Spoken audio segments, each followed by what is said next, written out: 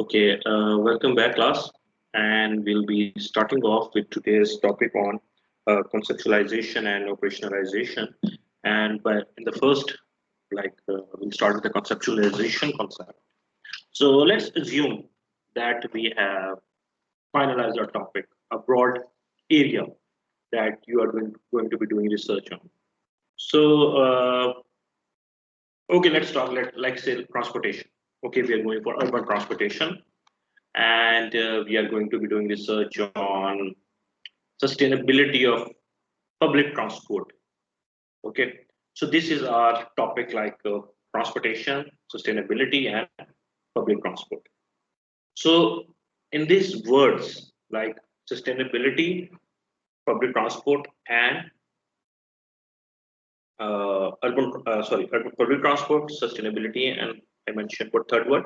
Okay, so these are basically some different concepts: sustainability, public transportation, sustainability of public transportation. Okay, so the first thing which comes to mind is we are playing with two, three different concepts, like public transportation. Okay, maybe a metropolitan, because we are launching, we probably usually launch our uh, public transportation more in metropolitan areas. Of course, we can launch it in other areas, settlements as well. But let's talk, for the hypothesis, let's talk, we're talking about sustainability or evaluation of sustainability of public transportation in a metropolitan city. Metropolitan city is a concept, public transportation is a concept, and sustainability is a concept. So we are playing with the three different concepts. So these three keywords are there. So then comes the first part, which comes, I think we've already discussed in some previous lectures as well. That what could, yes? Slides मेरे ख्याल से stuck हुई हैं. Okay, no, I've not yet proceeded to the next slide. So Okay, the first thing which comes to our mind is, what do you mean by concept? Okay, so like in these three topic I just suggested, like we have three concepts. So what do you mean by sustainability? It's very subjective, very vague. So what do you mean by the word sustainability? So we try to assign some kind of definition or meaning behind to the actual term, right? So what does it mean by sustainability? Now these concepts, these theories, these are not, they're very abstract. They're not realistic in the real world, right? They're not existing in the real world. We are just thinking what is the meaning behind this term, this terminology. Okay, and once we know that we call sustainability, we are defining sustainability in terms of economy, social, or technically maybe environmentally. Then that sort of we are dividing that concept into further categories or dimensions. So that is like we are breaking down the concept, and by breaking down the concept, we then come to know how to measure a particular concept. Okay, so basically conceptualization is basically we are trying to define an agreed discussion, agreed upon definition of a terminology. So we are defining a concept, then we are breaking it down. By breaking down, it would be very easier to measure something, to analyze something, to quantify something. Okay, so many words of phenomena are there. Okay, let's in urban, let's say, like I just showed you an example, like urban heat wave. Okay, heat wave is a concept. How do we break it down? How do we measure heat wave? So we need to break it down. Okay, heat wave exposure, maybe sensitivity, maybe capacity. So that we are breaking it down, that vulnerability concept of heat wave. So that concept is then break down so that we can actually measure the concept. That is called this is called conceptualization. Okay, it is basically a process on which we are trying to specify what do you mean by a particular term. So it kind of gives you a very clear clear meaning behind it. Clear, I would say, but once you have written that this is the definition of a particular concept, and this is how, then we come to know that okay, now we can measure it, and by measuring it, we need to find kind of a variable or an indicator which will help us in measuring it. So like these are some of the concepts. Uh, okay. So this concept, what do you mean by absolute poverty? What is corruption? It is a very qualitative word. How do you then you break it down? Corruption is basically we conceptualize corruption as maybe from finance point of view, that meddlings or embezzlement in funds, that is corruption. So now we know corruption is defined as a embezzlement of funds or finances. Then what we need to do to measure corruption, now we need to look into finances, embezzlement, maybe some kind of auditing. So now we are measuring corruption. We are understanding corruption. Similarly goes for absolute poverty, social status, that is very vague word. Risk is very broad word. Poverty is very broad. To someone, poverty is defined differently, and sometimes it's different. So these are some different concepts out there, and we need to conceptualize it. By conceptualize, I mean give a agreed upon definition. By agreed upon, I mean which is supported by the literature. Okay, so agreed upon definition of the concept is given, and based on that definition, we will now start to measure it. So that is conceptual framework. So concept, uh, by the word conceptual framework, it is usually in the end of the chapter of every thesis. So what is conceptual framework? Like concept, we talk about an idea, plan, or something, understanding about something, right? Based on your own someone's perception, and then pulling it together. So that is conceptual framework. So a conceptual framework then can be defined as coming up and joining different concepts together. So that is a conceptual framework. I'll give you an example of what is a conceptual framework in the coming slide. Now, conceptual framework, it will now draw upon different theories or in the literature, and maybe so you have some basic understanding about some certain concepts, and then you based on the literature review, you draw what are the different what the same concept or same term is being viewed by different discipline, how it is being viewed by different disciplines, and how are you going to be analyzing it, how are you going to be looking into it, the concept. So we are coming from from a very vague concept towards something concrete. uh, Conceptual framework basically helps us identify potential indicators or variables that can be used to judge, evaluate, assess, measure, quantify a certain concept. So conceptual framework gives you some potential kind of keywords that can also be used, which can also be used in your literature review. For example, if your topic is again coming back to the vulnerability assessment, heat wave vulnerability assessment. So what you first you're going in literature review, you need to be searching about what is heat wave. When is certain phenomena or certain I would say weather extreme event can be classified as a heat wave, when it cannot be classified as a heat wave. So now you're measuring concept. Now heat wave in Pakistan definition of heat wave is different. In America, Europe, it's different definition, different measurement because they measure it differently and their scale of measurement is different. Maybe we call it 40 plus or 37 degree is a heat wave, or certain 5 days continuous straight increasing a temperature can be defined as a heat wave. But in European legislation or their own context, that definition might vary. So the first is concept of heat wave. Then comes this concept of vulnerability. Well, what is a vulnerability? It's a very diverse. What sort of vulnerability are you going to be measuring it from IPCC, from different organizations' point of view, or not? So different uh, angles or approaches you can use to measure the concept of vulnerability. So now you are defining a framework. Now you're relating heat wave. Okay, this is heat wave. This is vulnerability. These are components of vulnerability. These are components of heat wave. So how they are interacting with each other. So you are identifying potential variables or dimension which can help us achieve this our objectives or hypothesis. And also that framework kinds of defines your scope of the study. That this is the boundary. You just need to work on these concepts. You don't have to go to other concepts. There are so many interrelated or interdependent. Of course, there are, but you need to define it within your boundary. So that is the focus or a scope of the study. So conceptual framework helps you realize that.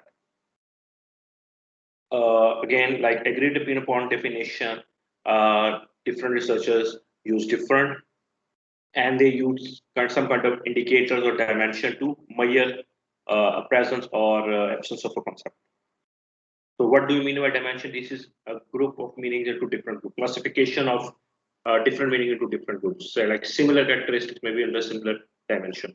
So maybe social dimension, economic dimension, institutional dimension. So these are the dimensions. Uh, Concept may have one more than one dimension. Of course, some concept, depending on the word or terminology, it may have one dimension or it can have several dimensions. But you need to explain it from which dimension you are going to be measuring a particular concept or a phenomenon.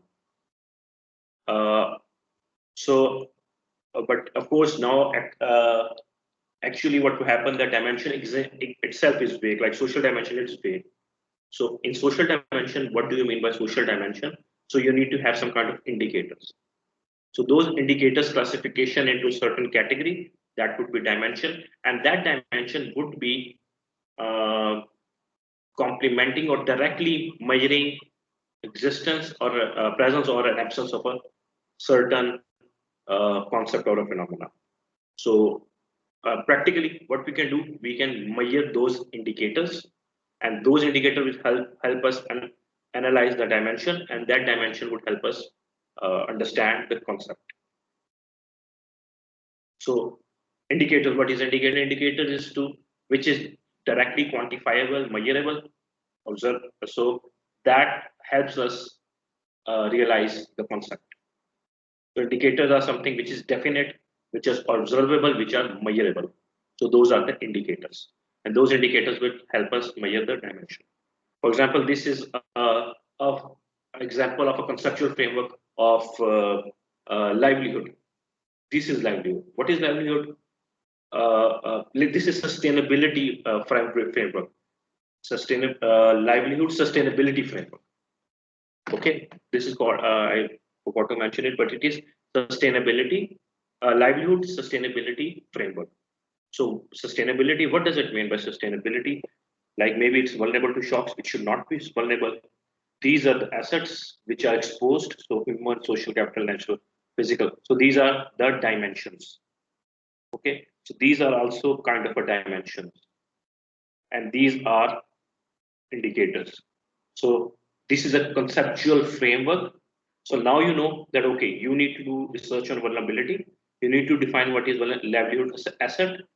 You need to define structures and processes. You need to define outcomes and strategies. So now this is a very, I would say, uh, based on how much literature review you have studied, you can define these relationships. You can form this, pull out different concepts together to generate an understanding about a certain concepts. Like this is sustainable ecotourism. So we are going to be measuring a concept of sustainable ecotourism. So what does sustainability ecotourism mean? Okay, ecotourism is something you have to define it. Then is sustainable. So what do you mean by sustainable? Maybe economic sustainability, environmental sustainability, and socio-cultural sustainability. So this is a conceptual framework of a doctoral thesis, and the concept is now divided into three dimensions: economic dimension, socio-cultural dimension, and environmental dimension. And each dimension there are further indicators, and that those indicators are directly measurable. Like economic sustainability is not measurable, but the indicators under economic sustainability, like employment opportunities and distribution, income and income trends, these things are directly measurable, quantifiable. So those indicators will help us understand the dimension, and then maybe also it will help sociocultural and environmental sustainability. So once we understand, okay, this is the quantified dimension, the situation of current sustainability, economic, sociocultural, or environmental sustainability, and then these dimensions collectively explains about the sustainable ecotourism. Okay. So, any question till now? If you've not understood anything.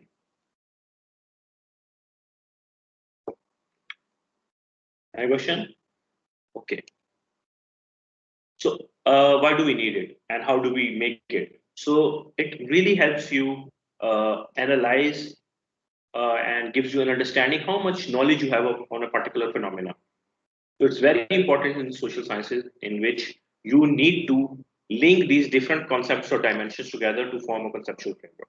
And that will really help you limit you that, okay, only these theories you need to understand, only these things you need to do. So scope, conceptual framework really helps you define the scope of your work.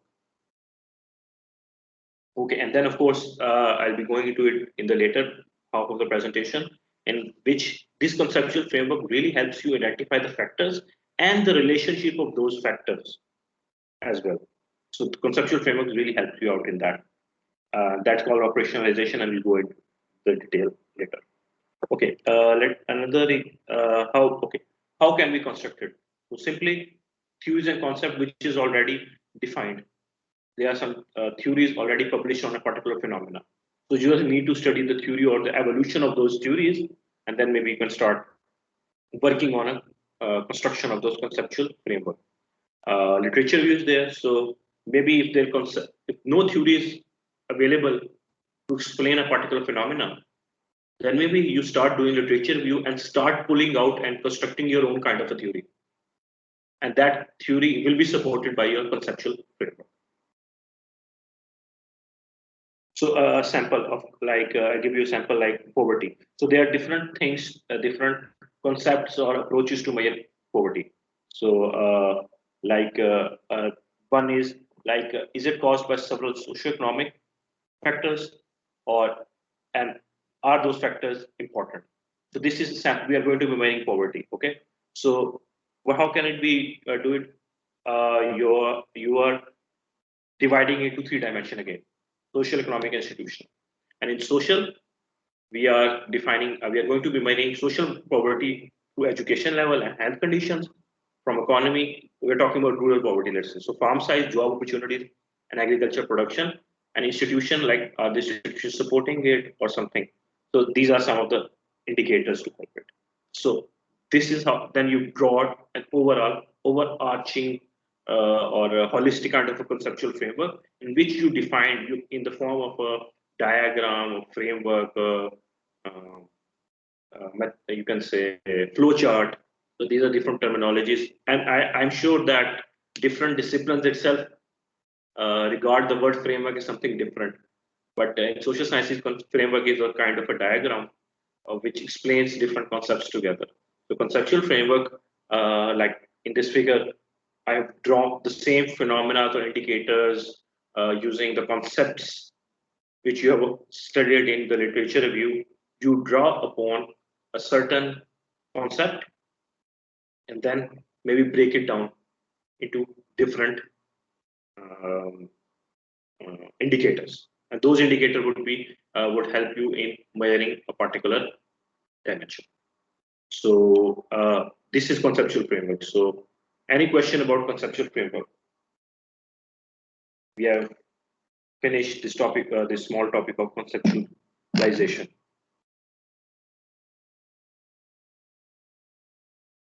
Any question? No? Okay.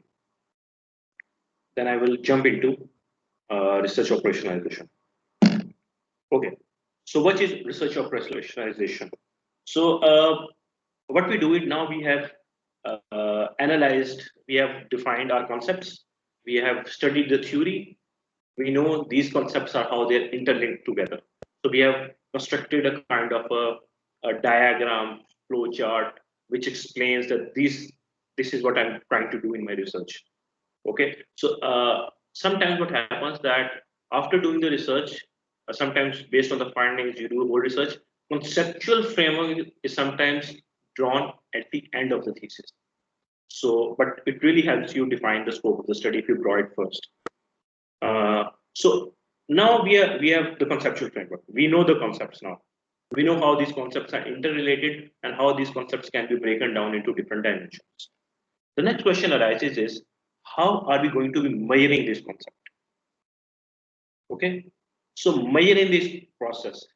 measuring or converting our theory into something measurable. That is called operationalization. Like we are a theory or concept is a very abstract term. Now we are converting it. Now we are going to be measuring it into through some particular indicators. That is called operationalization. Actual measurement or quantification is your operationalization. So I hope you understand the difference between conceptualization and operationalization. And first, we, based on the theory or our concept or our hypothesis, we understand and let's say divide our concepts or break down or develop an understanding or define the concept. The definition of a concept or a terminology is called conceptualization. And now now we have defined the concept. Now what we are converting that concept through some measurement or an indicator. That is called operationalization. So from theory, now we are converting into something empirical or which can be tested, measured. Okay, that was vague, that was concept theories out there. Now we are measuring it. So operationalization, that's called operationalization. Okay, another example is like we have abstract construction. Okay, a variable x and y are interdependent. So this is your hypothesis, and we say okay, these are caused. The dependent variable is caused by independent variable. Okay, so this is a hypothetical hypothesis, but actually testing it, like this variable y, how is it measured? Okay, what what is the unit of measurement? Are we measuring it in? Okay, let me give you some example on this. Okay, I'm saying that climate change vulnerability is uh, affected by poverty. Okay, so this is my hypothesis. So what do I do? I need to break down how to calculate vulnerability and how to calculate poverty. And once I use the mathematics behind it or some kind of maybe indicators behind it, I try to quantify those concepts. And then using some kind of statistical test, I actually test that is poverty related to climate change vulnerability or not. So that is your testing or empirical study, and converting of your hypothesis, your concepts into measurement is called operationalization. If anyone is not clear, kindly they can like ask. Okay. Okay. Again, another way to presentation is that there are two levels in your operationalization, in which first we define a concept and we say, okay, this concept is being explained by this formula, this hypothesis, and then actually testing that.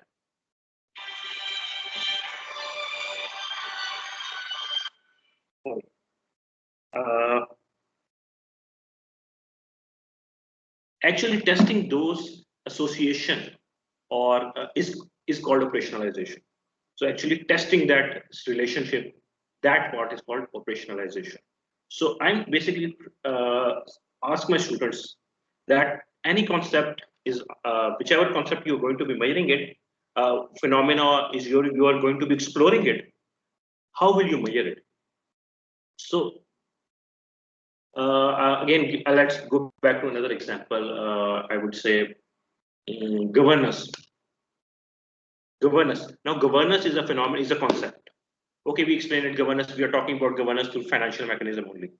Now, financial mechanism. How do you measure financial mechanism? What is the benchmark when you say that okay, if you pass this benchmark, if you stay within this benchmark, then it's not corruption. If you go beyond this benchmark, it's corruption.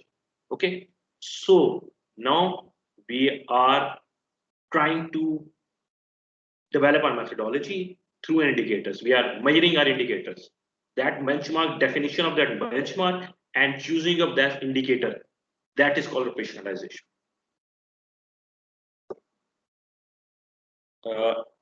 Anyone, if I'm not clear, or let me know if you're clear at least now. I feel I'm losing you. Class. Sir नींद आ रही है बस कर दे. Okay, it's a small part. I'll just finish 2 or 3 slides. Okay, so linking a relationship between two things empirically or something which can be tested is called your operationalization. So this thing, choosing a topic, objectives, hypotheses, that is theoretical level. And converging your theory into actually what sort of data collection you will be using. This last step, just before going for data collection, you need to know what sort of indicators you need to analyze this, achieve this, your objective. So that last part is your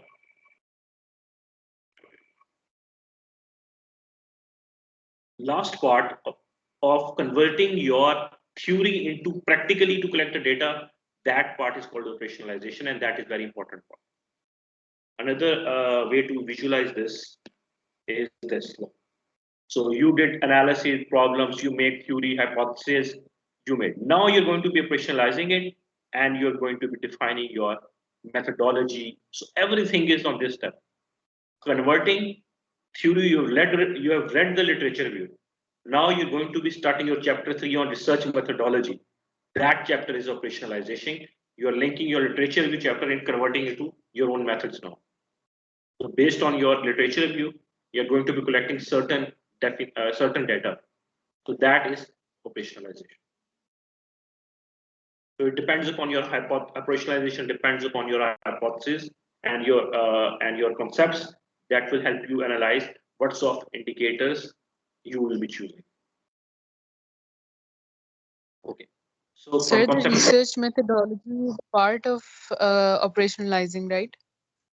No, the middle part, the theory you have studied, and using that theory as a background, as your own knowledge base. Now you're based on your theory. You're saying, okay, this is these are the potential things I need to measure, and to measure this, I need to have these sort of indicators. Okay, you list down those indicators in maybe methodology section, but those conversions that is it is not written anywhere. Basically, that process of converting your own mind from conceptualization to variables, that part is called operationalization. Got my point? Yes, sir. Okay. So it's not there. So our main process is like to theories, objectives, that converging to actual doing a data collection process. Before data collection, what sort of data you need? Okay, that thinking or thought process behind it, that is operationalization. Okay, so then there is a word called operational definition, which is saying that okay, I use this definition to measure this concept. So that is called operational definition. And based on that definition, you need to develop a measurement instrument, maybe questionnaire, which sort of definition. So depending upon your definition or operationalization which you're doing, you need to collect the data about it. So that is operationalization. So conceptualization, operationalization. This is just before going for data collection or proceeding with your actual field survey. That is the phase is called operationalization. Any question, class? And I think this would be. Yeah. So we'll go into research problem and questions objective in the next lecture. So any question till now, class? No question? Okay, I'll stop the record.